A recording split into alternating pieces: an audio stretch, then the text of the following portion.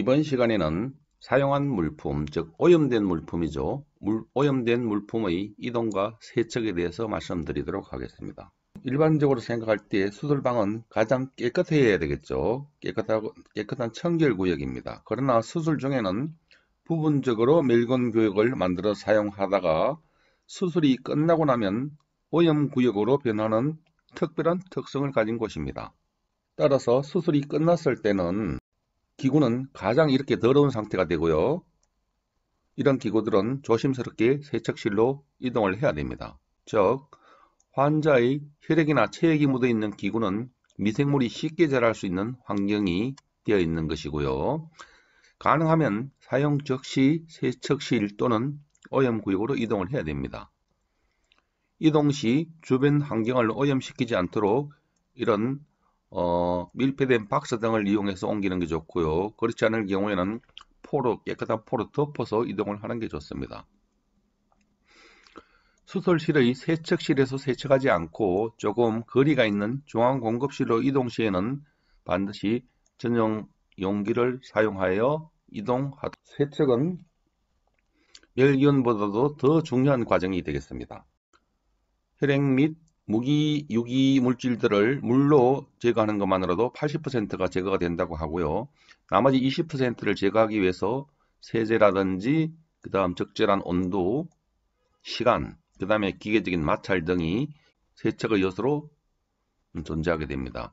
불완전한 세척은 남겨진 불순물의 보호막 역할로 균이 잔류하여 멸균을 하더라도 불완전한 멸균을 처리하게 되겠죠. 그러나 이런 세척을 할 때는 자신을 보호하기 위한 보호장구들을 반드시 착용을 해야 되겠고요. 그 다음에 물의 온도는 27도에서 44도 정도의 미온수가 가장 세척에 적합하다고 합니다. 이런 온도는 세제와 오염물질 간의 반응을 촉진하는 온도라고 합니다. 하다 보면은 즉시 세척을 할 수 없는 경우가 발생할 수 있는데 이럴 때는 저점포로 뚜껑을 덮어둔다든지 하고요. 생리식염수는 가능하면 닦아두도록 합니다. 저점포를 이용해서요. 그리고 전용 효소 세제를 뿌린 후 이런 효소 세제들은 단백을 분해하는 그 기능들을 가지고 있어서 피떡진 거 이런 것들을 잘 분해하게 되겠죠. 뚜껑을 덮어두거나 세척제에 담가둘 수 있으면 이렇게 담가두도록 침적할 수 있도록 합니다.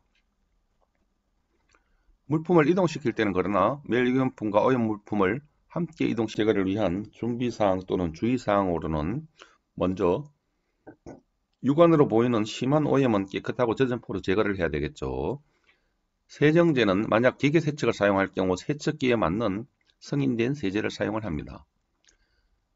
농축액의 경우는 반드시 희석을 확인하고요. 100대1, 200대1. 기구 침적 시간은 반드시 준수를 하도록 합니다. 확인하고 준수를 하도록 합니다. 너무 오랜 동안 침적시켜 놓는 것은 오히려 기구에 부식을 발생시킨다든지 기구를 망가뜨릴 수가 있습니다. 물이 담긴 용기에 담아서 이송하는 것은 금지를 하고 있고요. 주변을 오염시킬 수가 있겠죠. 쏟아진 경우에. 세척 전에는 반드시 기구를 효소 세제에 침적해서 눈에 보이지 않는 단백질 찌꺼기 등을 분해 제거하십니다. 다음 기구는 용액에 담그지 않도록 하는데 아까 말씀드린 부식되기 쉬운 기구, 그리고 소독제나 혈액 및 체액에 의해서 기구 표면에 막이 생긴 경우, 바이오폼이라고 하는데 막이 생긴 경우들은 이런 경우들은 기계적으로, 물리적으로 제거를 해줘야 되겠죠. 그리고 소독제에 침적하면 내부 건조가 어려운 기구, 보비 펜슬이라든지 바이폴라, 전기기구 이런 것들이 되겠습니다.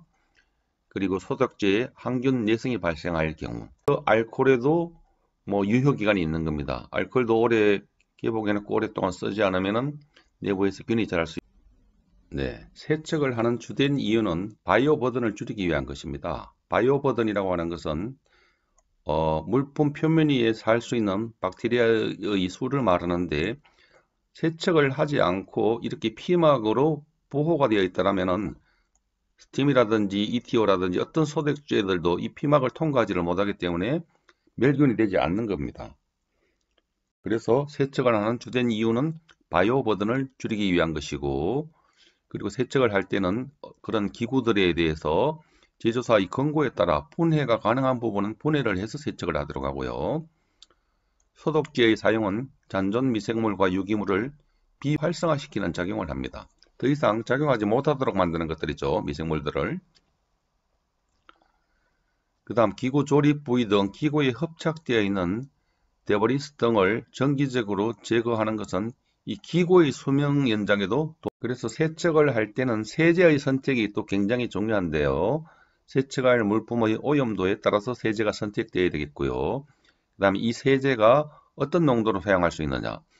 농도가 진하면 소독은 잘 되겠으나 또 직원들에게 유의할 수가 있겠죠. 침적 시간이 너무 오래 걸린다든지 이런 것들은 적합한 세제가 아니겠습니다. 그리고 기계 세척의 경우에는 세제와의 호환성을 반드시 고려해서 사용해야 되고요. 값이 싸다고 해서 무조건 선택되어서는 안 되겠습니다. 그리고 역시 초음파 세척기에 사용하는 전용 세제를 사용할 수 있도록 하고요. 그 다음 물의 온도에도 굉장히 세척력은 민감하거든요. 그 다음 경도에 따른 경수냐 연수냐 물의 그 경도에 따른 작용성. 거품은 오히려 너무 많이 일어나면 세척을 방해할 수 있습니다. 그래서 거품이 어느 정도 일어나느냐 이런 것들을 고려해서 세제를 선택해야 되겠습니다. 그 다음 역시 사용자의 편리성과 안정성 그리고 경제성까지도 포함이 되어 세제는 반드시 병원에서 승인한 제품을 사용해야 되겠고요.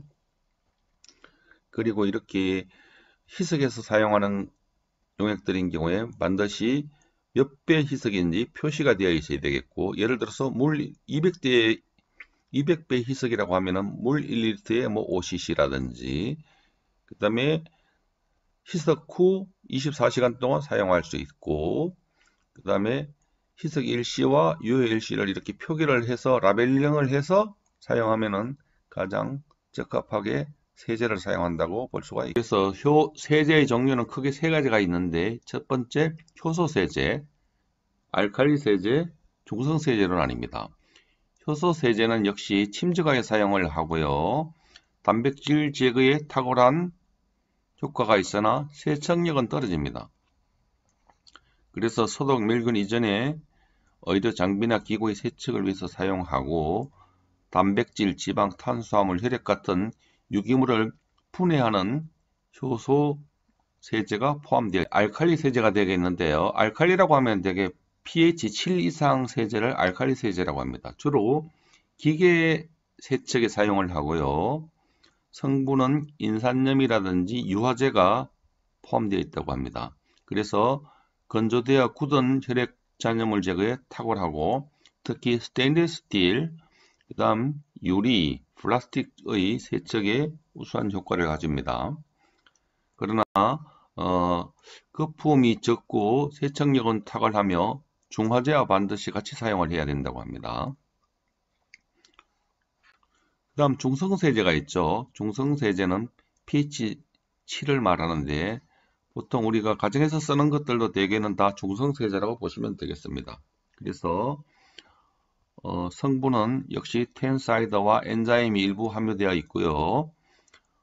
신발이라든지 그 다음 마취도구, 컨테이너, 그 다음 혈액 오염도가 적은 것들에는 중성세제를 사용하면 됩니다. 그 다음 알루미늄이라든지.